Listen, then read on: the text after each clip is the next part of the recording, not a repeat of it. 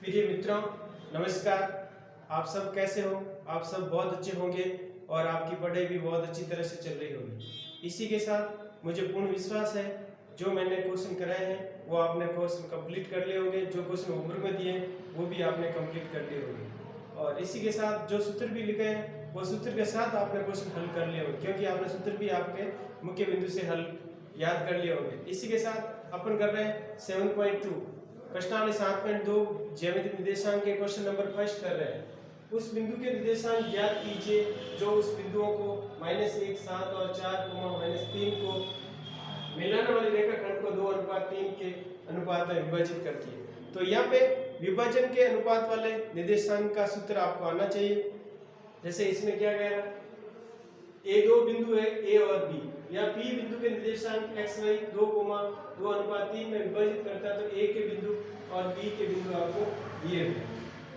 बिंदु ए के निर्देशांक, बिंदु बी के निर्देशांक आपको दिए हुए। माना कि p x y y अभिष्ट बिंदु है जो दिए गए बिंदु a -1, 7 और बिंदु b 4, -3 को मिलाने वाले रेखाखंड को 2:3 में विभाजित करता है। तो विभाजन सूत्र से अपन जानते हैं विभाजन का सूत्र क्या होता है।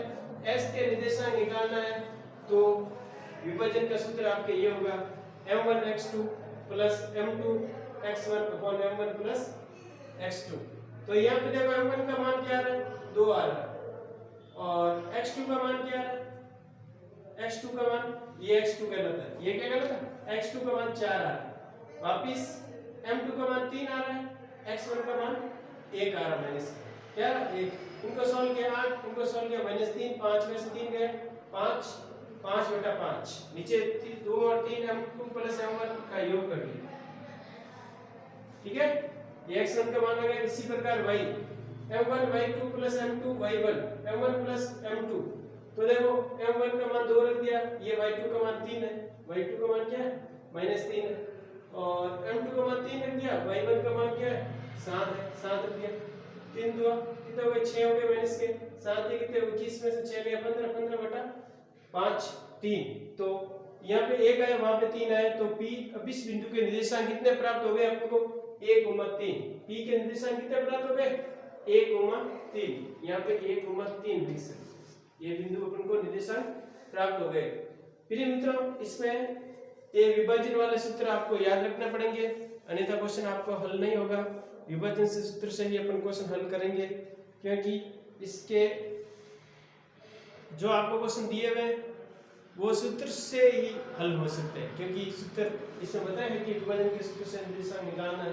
तो अनुपात वाले को आपको सूत्र में मान रखना है, मान रख के हल में सॉल्व करना है। x और y का दोनों अलग अलग निकालना है, फिर ये दोनों एक निर्देशांक कहलाएंगे। x का विभाजन का सूत्र, y का विभाजन का सूत्र निकालने का अलग अलग सूत्र है। थैंक यू मित्रों। आगे वाला क्वेश्चन देखते हैं क्या कह रहा है आगे वाला क्वेश्चन। प्रिय मित्रों देखो आगे वाला क्वेश्चन, क्वेश्चन नंबर सेकंड क्या कह रहा है 7.2 का क्वेश्चन नंबर सेकंड।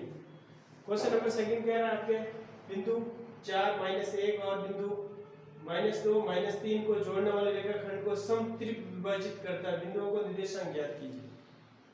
मतलब एक रेखा है, ये 3 भागों बराबर भागों में विभाजित हो रही है।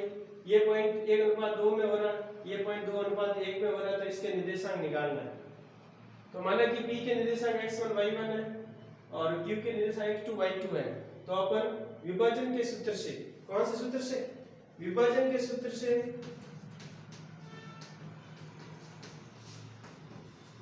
विभाजन सूत्र से अपन क्या करते हैं m1 x2 plus m2 x1 m1 plus m2 और यह मान रख दिया। m1 का मान 1 है, m1 का मान 1 है और ये कितना है 2 है, ये कितना है 2 है। उधर x2 का मान क्या है 2 है, 2 रख दिया। इधर 2 और इधर 4 से लिख दिया। दोनों को सॉल्व किया -2 4 2 8/3, 1 और 2 कितने 3, 8 में से 2 गए 6/3 मतलब 2। x1 का मान क्या आ गया 2 आ गया। इसी प्रकार y1 का मान निकालते हैं। इसका मान निकालने के लिए अपन y m1 या y रहता है y2 और y1 का मान, इधर m का मान कितना है m2 का मान 3 है, y2 का मान 3 है और m1 का मान 2 है। m1 का मान क्या है m1 का मान क्या है 2 है, ठीक है ना। बिंदु P के लिए m1 का मान क्या 2 है ना, ठीक है ना। इनको सॉल्व कर दिया, आंसर -5/3 आ गए। तो P बिंदु का निर्देशांक x1 y1 के 2,5/3 आ गए, ठीक है ना। 5 लगता है 3। इसी प्रकार बिंदु Q के लिए, बिंदु Q के लिए क्या है m1 x2 + m2 x1 m1 + m2, y2 के लिए m1 y2 + m2 y1 m1 + m2। तो ये 2 × -2 और प्लस 1 × 4, तो इनको सॉल्व किया 4 - 4 ये 0 हो गया। Q2 बिंदु क्या हो गया 0, और उधर वाला सॉल्व किया अपन m1 y2 + m2 y1 को m1 + m2 तो सॉल्व किया -7 बटा कितना आ गए 3 आ गए। 7 बटा कितने प्राप्त हो गए 3 प्राप्त हो गए। तो अब इस बिंदु Q के 0, -3 और अब इस बिंदु P और Q के दोनों बिंदु के निर्देशांक अपन को प्राप्त हो गए।